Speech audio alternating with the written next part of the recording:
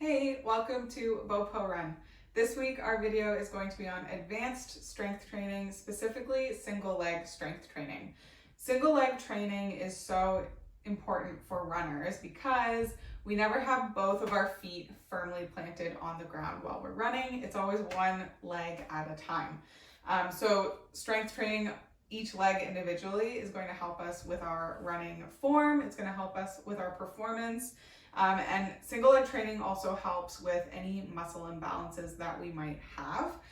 That being said, it's always important to make sure that you are doing equal reps or weight on each side.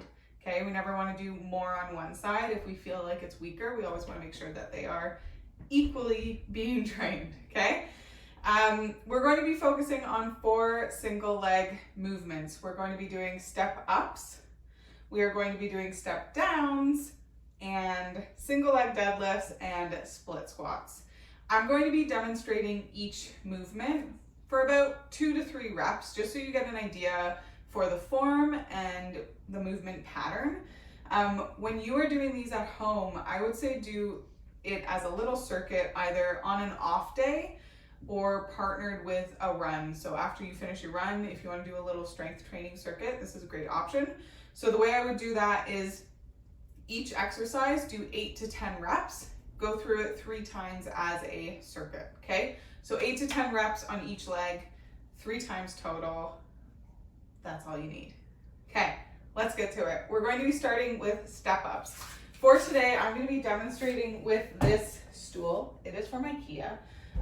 If you have stairs in your house or leading to your house, you may also do your step ups on those stairs, okay? So you don't need a stool.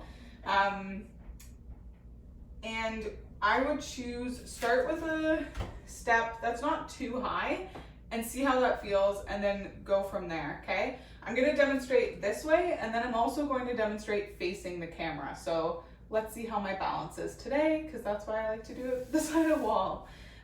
So for our step ups, we are placing our foot on the stair. My opposite leg is here.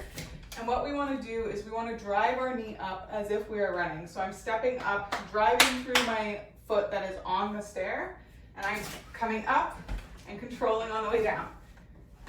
Okay, so 8 to 10 reps here. So from the front, this is how it looks. Here, getting into position, I'm swinging my arms as if I'm running, so coming up and down. Good. Step ups are great because they are working our glute max and a little bit of our glute med, which is that hip stabilizing muscle. One way you can advance these, if you are doing them for a week or 2 and you're feeling like they're getting a bit easy, one way to advance is either move up a step. So ideally there would be an in-between step for me here. So right there would be perfect. So doing it on a set of stairs is really beneficial that way. Another way you can advance it to make it a little bit more difficult is with weights. So just grabbing dumbbells, hanging onto them and coming up, driving the knee up.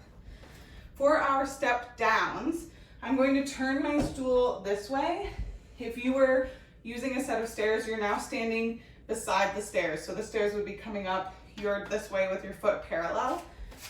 I'm planting my foot firmly on the step evenly, okay?